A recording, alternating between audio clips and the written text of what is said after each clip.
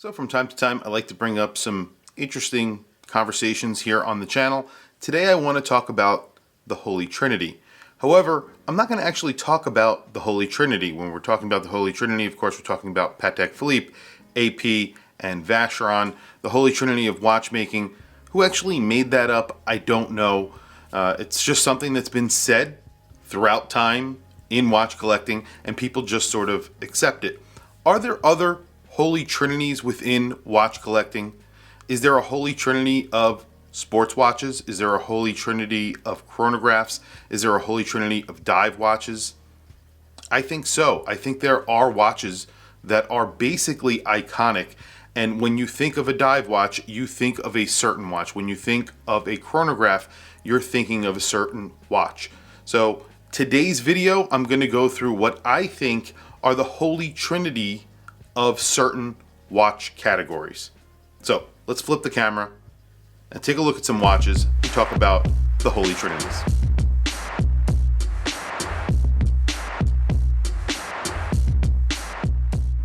So as I mentioned in the intro, the Holy Trinity of watchmaking. But let's talk about some of the other Holy Trinities out there. Now, this is not an official term. That's why I'm making up this list. So if you disagree with what I'm doing here, I completely understand that. Throw a comment down below. I want to hear what your thoughts are on the choices that I've made. However, I'm going to start with chronographs. Now, the Holy Trinity of chronographs. I'm going to start with a very popular watch, the Omega Speedmaster Moon Watch. This is definitely one of the most popular chronographs ever made. It went to the moon. It's a good looking watch and around 42 millimeters. You can get a million different versions. There are hundreds of different limited editions. It's one of these watches that almost everyone tries to have one in their collection at some point. You get into the Omega Speedmaster and there's a lot of history behind it. So good reason to have one in your collection.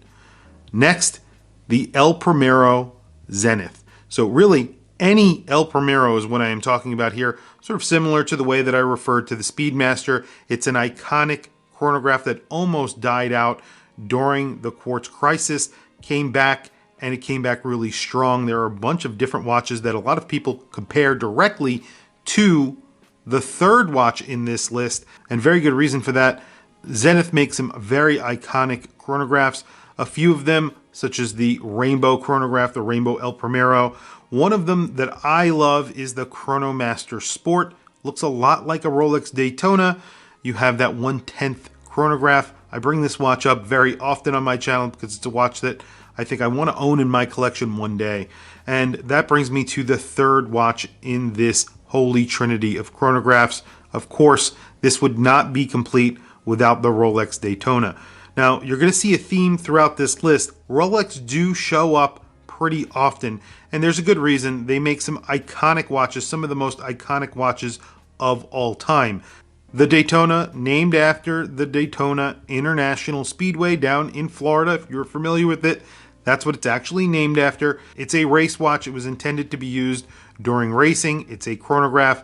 It actually used the El Primero movement for a little while. It also used a Valjoux movement for a little while. Both of those were heavily modified by Rolex, and a very iconic, one of the most iconic chronographs. Everyone around the world knows what a Rolex is, and in fact, they probably even know what a Daytona is because it is that popular of a watch.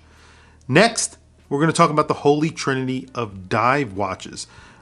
Sort of a subject that's very near and dear to my heart. I love dive watches. I want to own all of the watches on this list. All three of these watches, I actually have an honorable mention as well. So we'll get into that at the end. But the first watch on this list, and continuing with the theme of Rolex, the Rolex Submariner, the most iconic dive watch of all time. It has been copied many times over, and it's just a good-looking tool watch that was built for a purpose and now has become the icon of dive watches. And it's really sort of the poster boy for Rolex as well. Tons of people have them.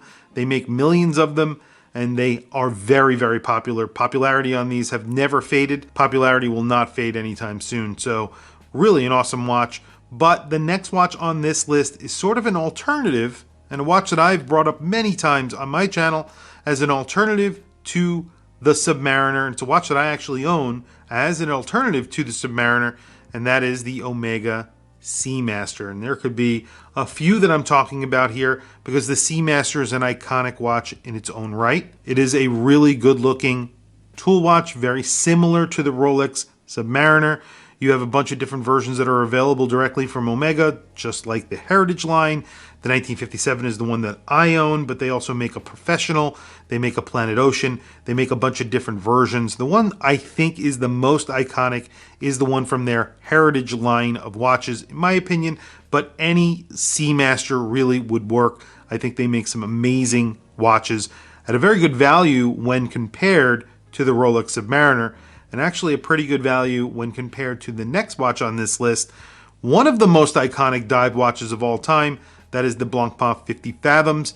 It is the first technically dive watch ever made. Came out before the Rolex Submariner, very slightly before the Rolex Submariner. Technically, the Rolex Submariner is an homage to the Blancpain 50 Fathoms. A lot of people say that because it was designed before the Rolex Submariner and it was a little bit copied. At least a lot of people think it was. Just an iconic dive watch with tons of history. Used in the field. It was a mil-spec watch. Just a really cool watch. I aspire to own a vintage Blancpain 50 Fathoms. I want to have one in my collection, and it's definitely part of the holy trinity of dive watches, in my opinion. Honorable mention here, I'm going to give it to two different watches. The Zodiac Seawolf obviously came out around the same time as the 50 Fathoms, as that Rolex Submariner.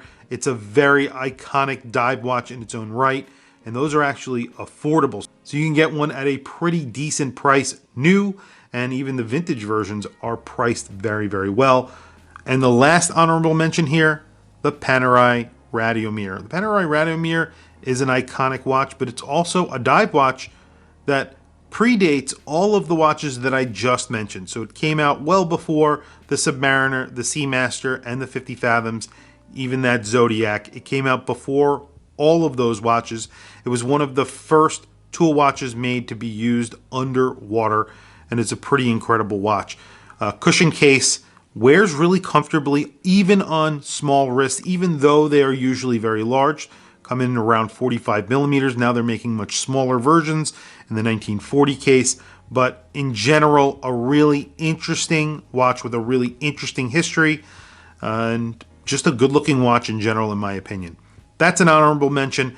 Like I said, the dive watch Holy Trinity, the Rolex Submariner, the Seamaster, and the 50 Fathoms.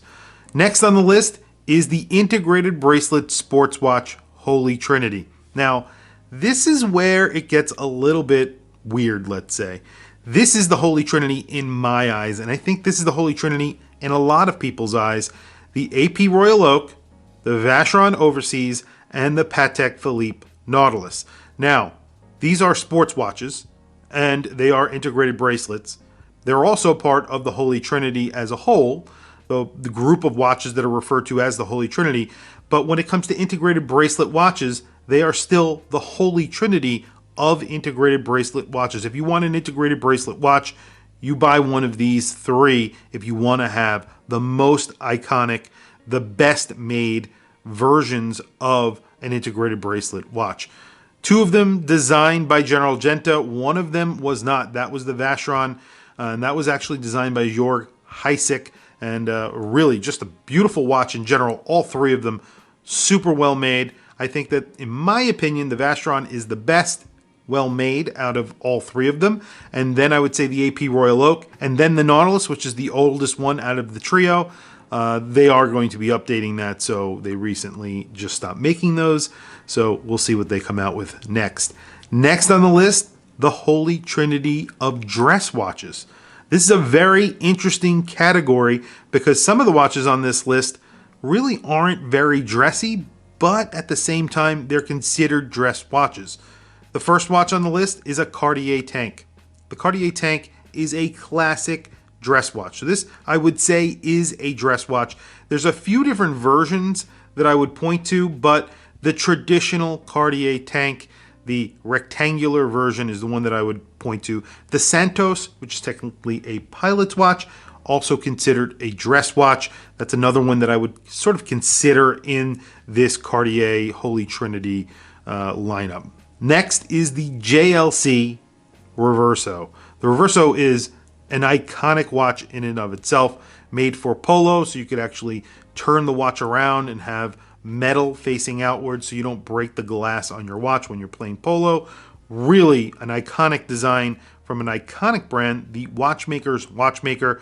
These are beautiful watches, and they're very comfortable too. All of them are on the smaller size. They made some larger ones during their history. If you're going to buy one of these, you should buy one that is in that iconic case shape, that smaller size. I think they're around 29 millimeters, 32 millimeters, somewhere around there for a men's watch, although it is a rectangular watch, so it doesn't wear that small on your wrist.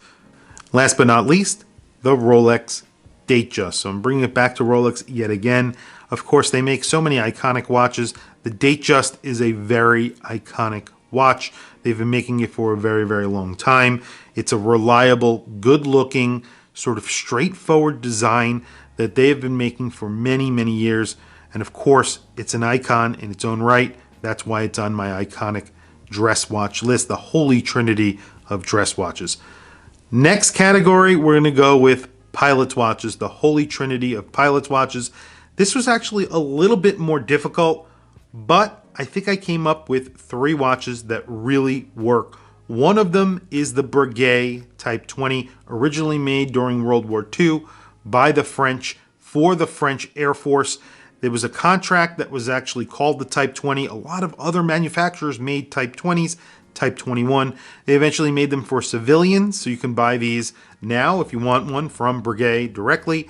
But back then, these were meant for pilots, and they were used to time bombs. So in other words, they had a flyback chronograph function. So when they dropped bombs, they were able to time those bombs using the chronograph and one hand. So it would fly back, so they would be able to press the chronograph again to start it back at 0 to know when they need to send another bomb out. Pretty cool, really historic watch as well. And then speaking of Rolex, speaking of historic watches, we have the GMT Master. The GMT Master, GMT Master 2, these are iconic watches that obviously pilots, very, very popular with pilots during the 60s and 70s. Beautiful watches. You get that Pepsi look. That's the most popular, I think, and iconic out of the bunch here. And you get that Pepsi dial, that Pepsi bezel. The most iconic Rolex GMT Master, I think, is the Pepsi in my opinion. And it's just an amazing looking watch. It's been duplicated and replicated by so many other brands, and that's because it's a pretty incredible watch and people want it, and they are very expensive because they are a Rolex, and the demand far outweighs the supply. And there you go. Next, though, I have a watch on here that I think is a lot more accessible. I've never really connected with this watch, but there is no denying it.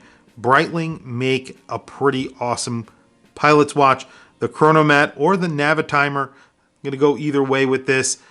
These are 2 iconic pilot's watches and very large watches. They actually wear large on your wrist, even though the vintage ones still wear large because of that very, very small bezel. And I've always been attracted to that portion of it. I've just never connected with Breitling as a whole through my collecting journey. So even though I haven't connected with them, I do realize they are very important, and that's why I put them into my Holy Trinity of watches here for pilots. Anyway, I do have one honorable mention, and I will mention the Cartier Santos, pretty much the first pilot's watch to ever be made, a really important watch. And I give that an honorable mention only because a lot of people don't identify it as a pilot's watch today, and that's kind of unfortunate. It does have a lot of history. It's a really good looking watch, but I think people consider it more of a dress watch than they do a pilot's watch these days. Last but not least, and this is something that I struggled with as well, the Holy Trinity of field watches. Pretty cool. And this actually has some affordable watches in it because field watches tend to be more affordable. And I'm going to start with the most affordable watch on this list, and that is the Bull of a Hack. The Bull of a Hack, the watch that won the war, at least that's the nickname of the watch. It was one of the most important mil-spec watches that were ever made. It was a mil-spec watch issued to the US Army, and this was a very important watch because you had a hacking function. Just an iconic watch, and Bulova recreated these watches, and they keep on recreating them. They're pretty awesome watches. I have to say, I'm really a big fan of Bulova. I'm a big fan of the Bulova hack. Next on this list is another affordable watch, and that is the Hamilton Khaki. The Hamilton Khaki Field, a very popular field watch, again, inspired by watches from World War II that were actually made by Hamilton. So a very iconic watch. And when you look at channels, people who are just starting out collecting, one of the biggest recommendations from a lot of YouTube channels and watch review sites is the Hamilton Khaki Field, specifically because it is an iconic watch that you can get for a very good price. And it really is one of the holy trinity, in my opinion, of field watches. I don't think I could make this list without mentioning the Rolex Explorer, probably one of the most iconic field watches of all time. It is definitely part of the holy trinity of field watches, in my opinion. It's the most affordable, or one of the most affordable Rolexes that you can buy. It's a good-looking, very straightforward watch, and it has a lot in common with the other two watches that I just mentioned, and it's just a good-looking watch. That's really it, and it's iconic. So tell me what you guys think in the comments down below. I want to hear from you guys. What do you think of this list? What do you think of the idea of holy trinities? So like I said in the intro, the Holy Trinity, AP, Patek Philippe, and Vacheron, three amazing, iconic brands that are very old, have very long history. Those are technically the Holy Trinity. Who made that up? I actually don't even know. This is what's regarded to as the Holy Trinity. But like I said, I wanted to talk about the other Holy Trinities here in the specific categories. And even though those three watches showed up, those three brands showed up on this list, that doesn't mean that it diminishes this list in any way. I think it's really pretty cool, and those watches actually fit into this list as well. Tell me what you guys think down in the comments below. I want to hear from you guys. What do you think of this list? Any watches that you would add to this list or take away, tell me down in the comments below. Please also don't forget to like, subscribe, hit that bell icon. It is super helpful for the channel, and I very much appreciate it. Please follow me on Instagram. My Instagram is WatchChrisBlog, all one word. I have some links in the description. Those two links are to Amazon. If you click those links and buy anything, it helps support the channel. It doesn't cost you anything extra. However, I very much appreciate it. Anyway, thank you for logging on. I'll catch you guys in the next video.